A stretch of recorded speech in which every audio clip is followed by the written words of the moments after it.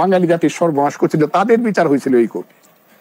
কাজে তাদের বিচার যে কোর্টে হয়েছে যুদ্ধপদে, এই বিচারটা এখানে হতে পারে না। এটা সবাই মনে না করলো আমি একজন মুক্তিযোদ্ধা হিসাবে এবং সমস্ত মুক্তিযোদ্ধা ভোট দিয়ে দেখেন বাংলাদেশে যত মুক্তিযোদ্ধা জীবিত আছে সবাই বলবে এই কোর্টে না। যিনি বরের মা তিনি হলেন কনের মা, এটাও বৈধ। আমাকে বর করা হলো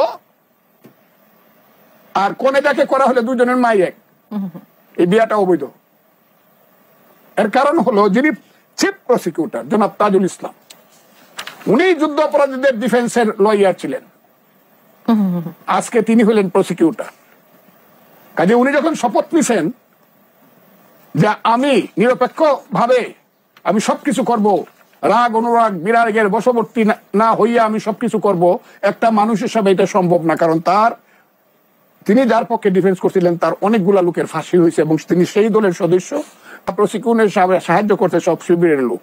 জজ কোনো দলের আমি বলি না, জজকে আমি সালাম জানাই, কিন্তু যারা প্রসিকিউশন করছে এবং ডিফেন্সে ছিল সব হইল বরের মা এবং কনের মা একই। কাজে এটা একটা প্রহসন। উনি না হইলেও চলতো, অন্য কাউকে এখানে প্রসিকিউটর করা যেত। এই কারণে আমি আরো বলিনি আপনাকে, শুনেন নাইলে না কথা বলতে দিতে হবে না, ডাকেন না। আমি শেষ, আমি কথাটা বলে ফেলি।